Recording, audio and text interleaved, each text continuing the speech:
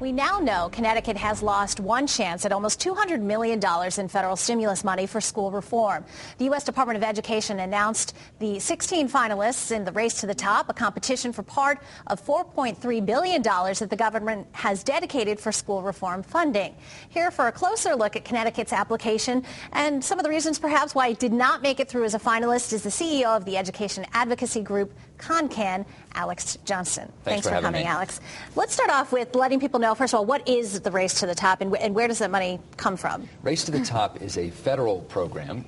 It's a competition that is part of the stimulus package, actually. $4 billion at stake, and it's designed to encourage states to enact education reform based on the evidence that we've seen of what's been working for kids over the last 10 to 15 years. And so Connecticut, like many other states, submitted an application explaining why they thought we should get it, right? That's right. And the thing about this competition is it's kind of like a relay race. We just found out that we lost in round one, and but now, you know, the baton is passed to the legislature because there is a round two. And states that have made a lot of progress in enacting education reforms have increased their chances. So a number of the states that were named as finalists have already passed legislation.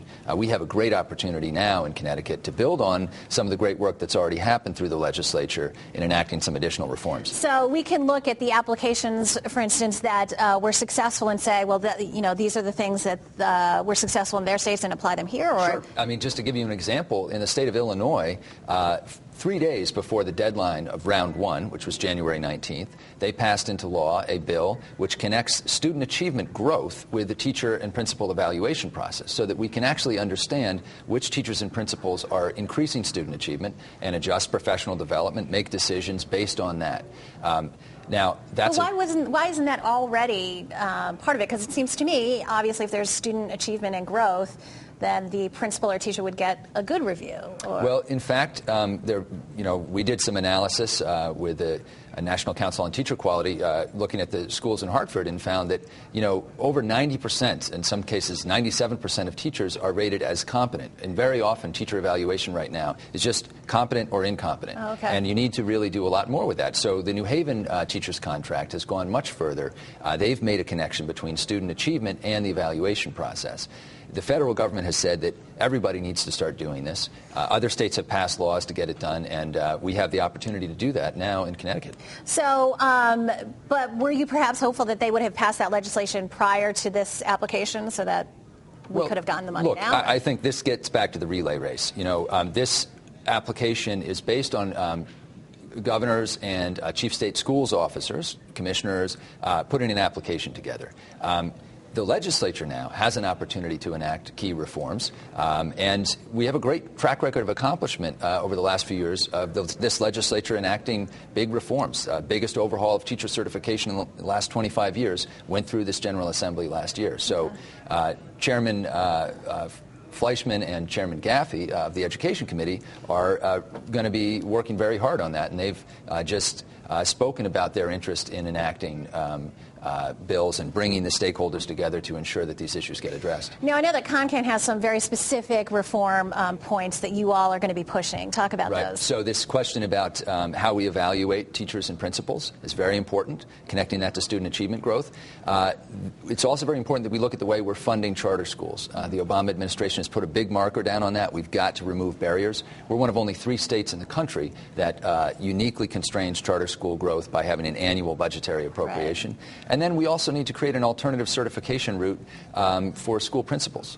Those are policies that we absolutely could enact this session, and if we do, they're going to greatly enhance our chances in round 2. So explain that alternative certification for principals. What does that mean, and why will that make schools better? Well, right now we have a system for certifying principals that does not actually always connect with promising candidates. For example, we have a requirement that principals have had 5 years of teaching experience, yet we have some outstanding teachers who've taught for just maybe 3 years who want to move forward. And likewise, we have coursework requirements that we don't have flexibility in how people demonstrate their mastery of that coursework. And so just as we reformed teacher certification to ensure that people who could pass a test of subject area knowledge at a high bar could not have to go back and get a second undergraduate degree in a given subject, these are the same kinds of changes we need to make so that we can get outstanding leaders into our classrooms. Are you getting support from the legislature?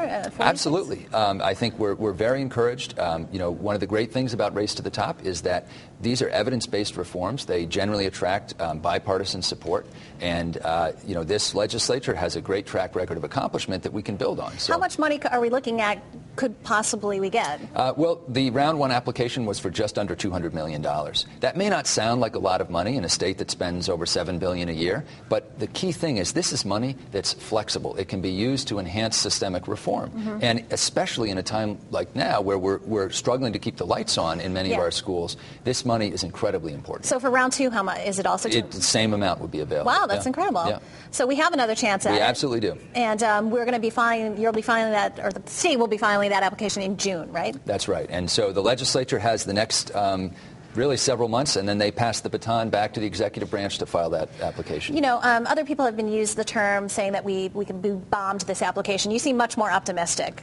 Well, look, I think you have to you put round one aside. This is about getting focused. This is a race. It's a real competition. We can look at what the successful folks did in the first round and learn from that. And it's very clear that folks that are succeeding in this competition are the ones that are changing policy. And we can do the same. Excellent. Thank you very much. Thank you. Thanks to Alex Johnston, CEO of the education advocacy group Concan, for coming today.